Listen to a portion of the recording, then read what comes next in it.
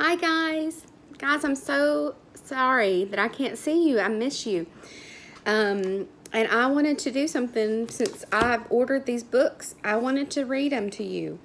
So this is book 4, Curse of the Ancients of the Infinity Ring series. And we've been reading all of these books.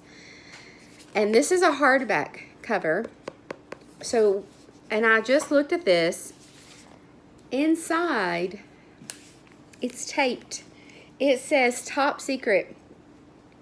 Open only after you have completed the Curse of the Ancients. And there's tape right here, and this is a panel. So I'm not going to open it until we're done. So my plan is I'm going to try every day to upload a video of me reading the next chapter. I'm going to do one chapter per video. I might read one chapter, more than one chapter a day. But you only can watch what you want to watch. If you want to watch 5 chapters, that's fine. So that's the plan. I miss y'all. I hope to see you soon. What I want you to do while you're at home is play games. I want you to enjoy yourself. I want you to read. I want you to listen to me reading. I want you to be nice. I want you to do chores. I want you to help around the house. And just enjoy this time off. And I'll see you hopefully soon. This is the Infinity Ring series, book 4, Curse of the Ancients. And there's a prologue. And prologue is kind of the intro kind of to a book that lets somebody know that hasn't read the series what's happened and kind of gets them caught up. Every other time Sarah has worked through history with Dak and Rick, it happened in an instant. She gets stuck into the void, her stomach climbing up into her throat, her whole body shifting into floating particles, no longer a solid thing. It's beyond any roller coaster free fall imaginable. And then just before she gets sick, she opens her eyes in another time and place. But this warp is not like the others. Instead of time speeding up, it slows down. And a wall lifts inside her mind. She sees herself hurrying through the flooding streets, out of breath, underneath a blistering twilight sky. Thick tornadoes ripping through neighborhoods in a distance. The blood-red sun hovering closer to Earth that seems impossible. Electrical surges shooting out from its core, making the swirling wind intolerably hot and sticky. Acid rain gushing down in slanted trees. People leaning out of upper store windows, all of them wide-eyed and screaming, holding on to one another. But Sarah could not afford to stop and help. She has to keep moving. She has to get where she's going before it's too late. She is now alone, but she didn't come here alone. Elsa is with her.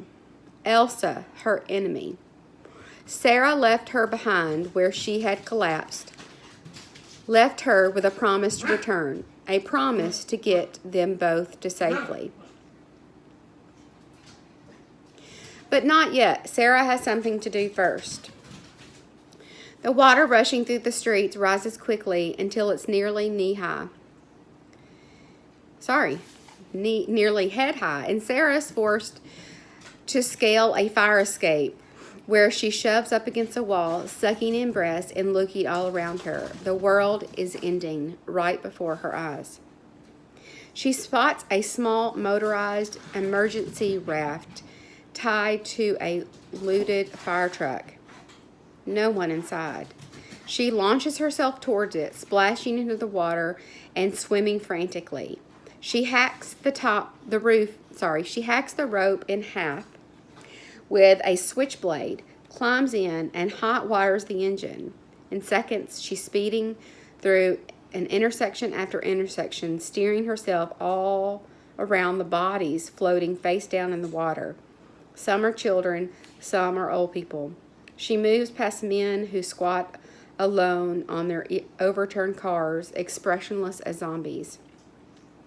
One man turns and looks Sarah dead in the face as she veers around him, sending a chill down her spine. Because in his lifeless eyes, she sees the truth of the cataclysm.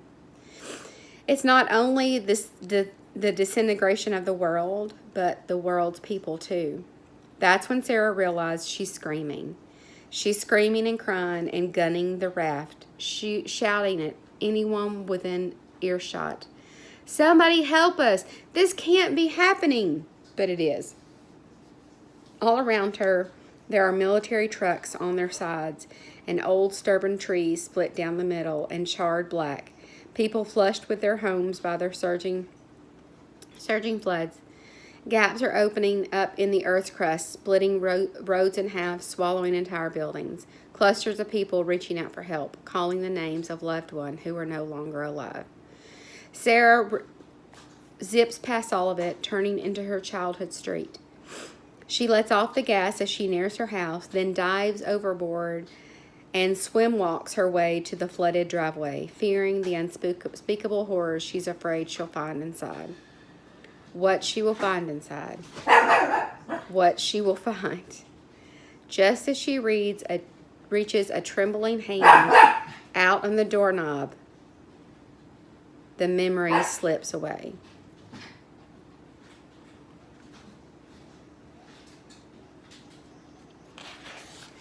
Sorry, the dog is barking. Chapter 1, Storm Warnings. Sarah opened her eyes, shaking. She was kneeling in clay-colored dirt, completely out of breath and clutching the infinity ring to her chest. The first thing she saw when she looked up was a short, dark-skinned woman dressed in a tunic like hoopla, I don't know, holding a baby in each arm, hurrying past what looked to be some sort of ancient temple. A boy and a girl, both younger than Sarah, ran by next, followed by a man wearing an elaborate headdress. Sarah turned to Dak and Rick. They were watching the same things, dozens of people rushing past them trying to get away from something. But what? Sarah's heart still pounded inside her chest. Sorry. These trips through time were typically hard enough on her body, but this one had been different. It seemed to have shaken loose part of her repressed memory of the cataclysm.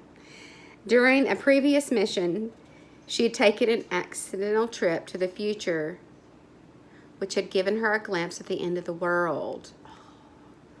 When Sarah came back, though, she was so traumatized by the experience, she could only remember a few details, as if unconsciously protecting herself from what she knew she couldn't handle. So technically, it hadn't been a lie when she told Dak and Rick she had nothing of interest to tell them about her warp without them. Oh, so that's what she saw. She must have seen that when, at the end of the last book, when she tricked, is it Elsa? And she said she went a couple seconds into the future and she didn't see anything, but that's must have what she saw. Wow. Now she remembered reaching for her door. Though she was desperate to recall what she had found inside, why couldn't she remember? Sarah shook the cataclysm from her mind now and forced herself to take on her surroundings. The three of them were particularly hidden behind a row of trees. The sky was full of clouds. The air smelled clean, the way it sometimes did just before rain. Dude, why are you crying? Sarah turned and found Dak staring at her. I'm not crying, she said, straightening her position. Why would I be crying? I don't know, he said. That's kind of why I asked. Sarah dismissed him with a wave of her hand and stood up, reaching for her face in the sly. Sure enough, warm tears met the tips of her fingers. I'm definitely not crying, she snapped at her supposed best friend. Maybe the time travel is just getting hard on my body. Do you ever think about that, Dak? It's definitely getting harder on me, said Rick. He gave Sarah a subtle nod that meant he had her back. Dak stood up too. What time period are we in anyway? They're supposed to be Spanish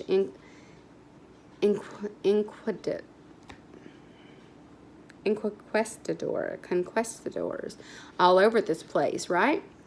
Conquistadors. There it is. Conquistadors. And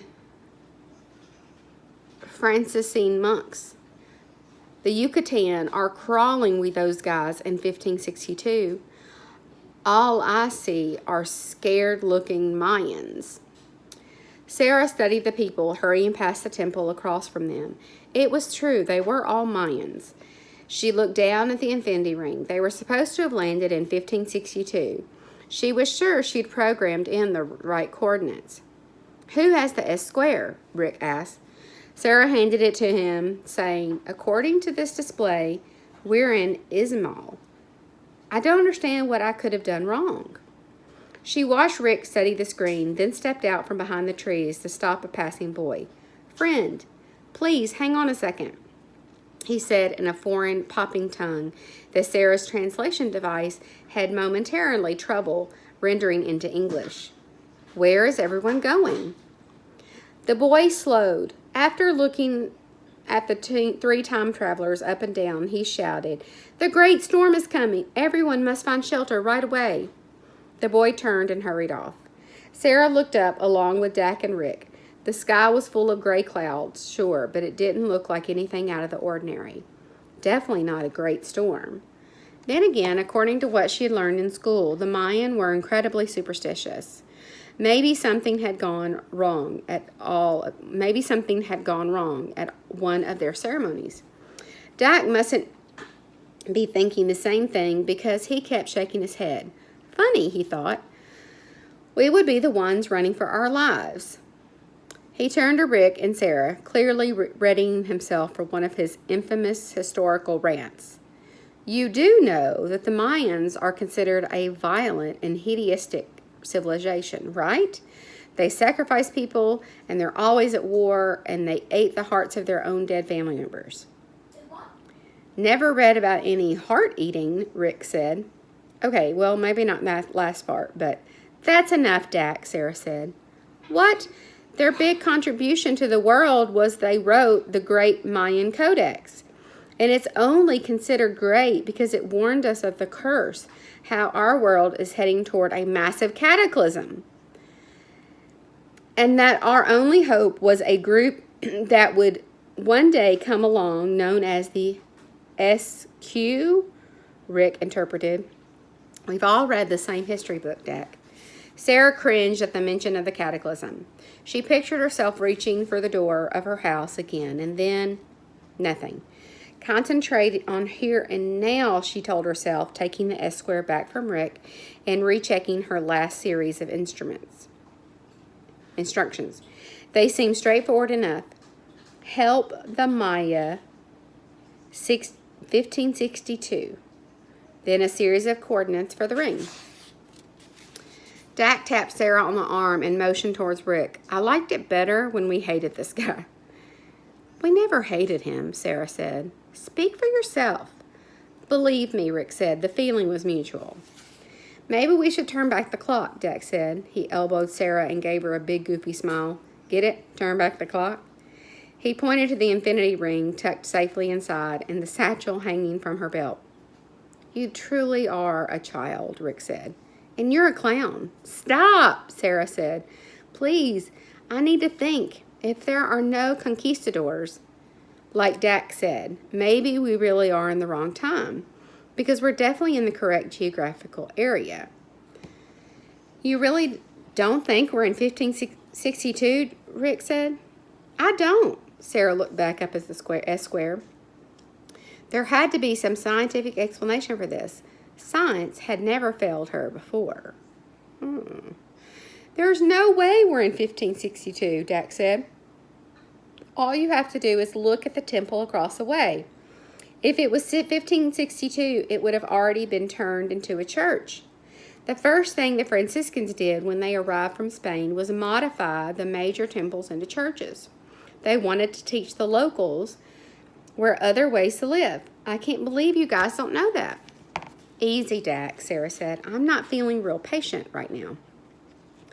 Just then, the sky exploded in thunder directly above them. A light rain began to fall.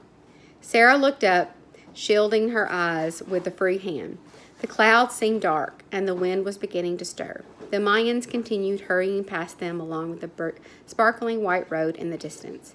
"Take shelter!" a man shouted. "The great storm is coming." "What great storm?" thought Sarah. And what did these people know about predicting the weather anyway?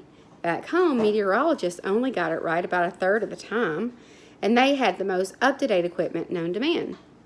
"Come on," Rick said. "Let's go find a place out of the rain. And we have to do something before these Japanese clothes." "It was fun being a samurai while it lasted," Dak said sadly. I'm confused about that. Did they have samurai clothes on? Okay. As they stepped out from behind the trees, they started across the raised white road. Dak poked Sarah in the shoulder. "It really did look like you were crying," he said. "Was it because the ring took us in the wrong time?" Sarah shook her head and focused her eyes in front of her. She was done thinking about the cataclysm. They had too much work to do. "Did you have one of those remnant things?" "I wasn't crying, Dak," Sarah snapped. "Just leave it alone already." "Geez," Dak said, "bite my head off. Maybe I just wanted to make sure you were okay."